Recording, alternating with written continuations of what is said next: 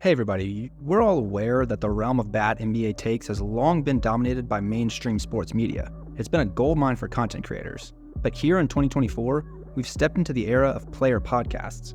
Now, these podcasts can be interesting and entertaining, but more often than not, it's just players going on and on with no challenge or corrections from their co-hosts. Enter Carmelo Anthony and his podcast.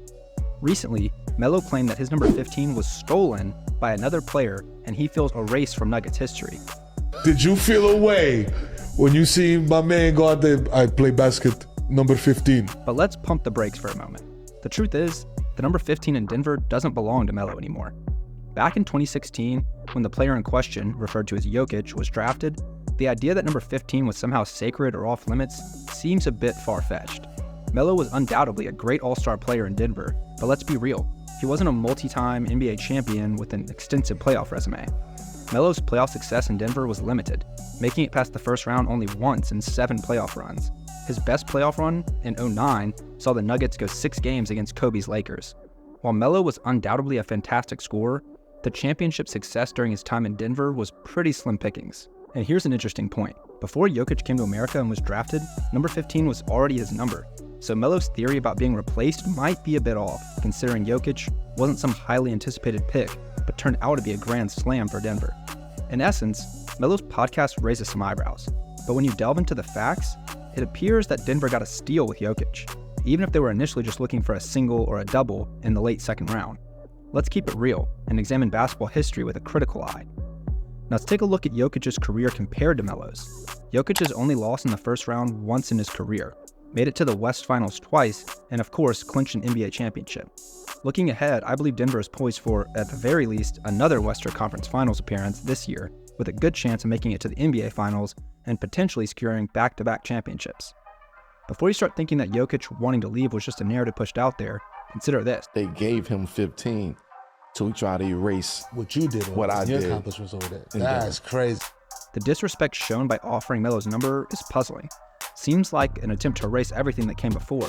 But hold on, is it really disrespectful for Jokic to have that number? Let's not forget that Melo left Denver on bad terms, mid-season, and essentially forced his way to the New York Knicks. If you're a player, a 3 or 4-time All-Star drafted to a team but never won a championship, never made the finals, and left on bad terms, is it questionable whether your number should be retired by that franchise? I mean, I get it, there's nostalgia for Denver Melo, but comparing him to Jokic is insane. To illustrate this, let's draw a parallel with Ray Allen in Milwaukee. Ray was drafted by them, wore number 34, and a decade later, Giannis, the Greek freak, emerges and also takes 34. Did Ray feel slighted? No. Milwaukee got both those players an elusive NBA championship, one in Milwaukee and one at Miami. Jokic in Denver is a similar story. Perhaps Jokic chose to wear 15 to pay homage, or for some other reason.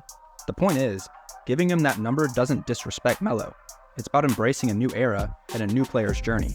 Holding on to past grievances only hinders progress. It's time to let go of that old narrative from 2010, move forward, and appreciate the different eras of Denver basketball. If you're still holding on to something from 13 years ago without anyone involved in it, it's time to let it go. Melo, sorry to break it to you, but from now on, number 15 in Denver belongs to Nikola Jokic, and it's not up for debate. Even 25, 30, or 100 years from now, when you think of the Denver Nuggets, it'll be associated with Jokic and the championship they won in 2023. Now let's talk individual greatness and dominance. Melo in Denver never won an MVP, with his highest finish being 6th in 2010. Contrast that with Jokic, who in the past 5 years has surpassed Melo in individual accolades and accomplishments. Jokic has been considered one of the best players in the world, ranking top 3 in MVP voting since 2021, possibly securing a 3rd soon, and even earning the elusive Finals MVP. The notion that Jokic somehow overshadows Melo's legacy is on the path to become a Hall of Famer is pure delusion. Melo's use of a hindsight in this matter seems excessive. And circling back to the player podcast discussion, Melo's co-host in this instance was disappointing. Throughout the segment, he failed to challenge Melo on certain points and inaccuracies. Player podcasts should offer unique takes, not just serve as yes-men boosting the player's ego. As we move into the mid-2020s and early 2030s, player podcasts need to distinguish themselves from mainstream media by avoiding bad takes without context. It's crucial to maintain critical discussions. Thanks for watching. I hope you enjoyed. See you in the next one.